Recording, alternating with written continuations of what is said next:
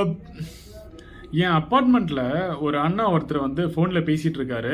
அங்கே அந்த சைடில் வந்து யாரோ ஒரு அவங்க ஃப்ரெண்ட் சர்க்கிள் யாரோ பேசிகிட்டு இருக்காரு. பேசும்போது சொல்கிறாரு, ஏதோ ஒரு வந்து லேண்ட் விஷயத்தெல்லாம் பேசி முடிச்சுட்டாங்க. முடிச்சுட்டு வந்து கடைசியாக கேட்குறாரு, என்னப்பா பொண்ணு படிச்சுட்டு இருந்தது, என்ன இப்போ கட்டி கொடுக்குற ஸ்டேஜில் இருக்கா எப்படின்னு அப்படின்னு கேட்குறாரு. ஆமாப்பா இப்போ தான் வந்து கடைசி வருஷம் படிக்குதுன்னு சம்திங் ஏதோ ஒரு சொல்லியிருப்பாரு போல். அதுக்கு வந்து என்ன வயசு ஆகுதுன்னு கேட்டதுக்கு வந்து 23 24 வயசு சம்திங் ஏதோ வந்து அவர் சொல்லியிருக்காரு.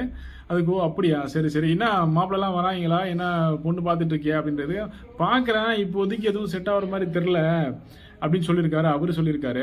இவர் திரும்ப வந்து கேட்குறாரு, என்ன வயசு பசங்களாம் வந்து வராங்கப்பா பொண்ணு பார்க்குறதுக்கு அப்படின்னு கேட்டதுக்கு அவர் சொல்கிறாரு, 30-32 வயசு பசங்க தான் வந்து கேட்குறாங்க அப்படின்ற மாதிரி ஏதோ சொல்லியிருக்காரு.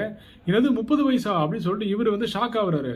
எப்பா இன்னும் கொஞ்சம் நல்லா சின்ன வயசாக பாருப்பா, 30 வயசு பசங்களாம் எங்கே, ஐயோயோ அப்படிலாம் பண்ணக்கூடாது, கொஞ்சம் சின்ன வயசு பசங்களாம் பாரு அப்படிங்கிறாரு. இதை கேட்ட உடனே வந்து எனக்கு பகீர்னு அப்படியே வாரி போட்டுச்சு.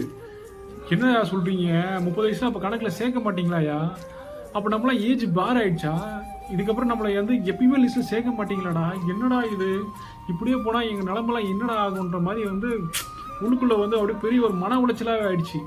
இது வந்து நடந்த ஒரு 2-3 நாள் ஆயிடுச்சு. ஆனால் அன்னைக்கிலிருந்து இப்போ வரைக்கும் அப்படியே உள்ளுக்குள்ளே ஓடிக்கிட்டே இருக்கு. நம்ம நினச்சதெல்லாம் வெறும் கனவாகவே போயிடுமா தெரில. உள்ளுக்குள்ளே வந்து ஏதேதோ ஓடிக்கிட்டே இருக்கு. அவ்வளோதான், நமக்கு அதெல்லாம் முடிஞ்சிச்சுன்ற மாதிரியே இருக்கு. என்ன பண்ணுறதுன்னு தெரில. இப்படியே நம்மளை சுற்றி இருக்கிறலாம் மன உளைச்சல்லையே நம்மளை வச்சுருக்காங்க. ஒன்றும் புரியல என்ன பண்ணுறதுன்னு. ஆகுமா ஆகாதா, ஏன்னா கொஞ்சம் ஏன்னா சொல்லுங்கள், ஏன்னா ஐடியா கிடையாது கொடுங்க, ஏன்னா பண்ணுறது ஒன்றும் தெரிலங்க. 90s கிட்ஸ்னாவே தான் இப்படியே புலம்பியே காலம் போயிட போடுதுங்க.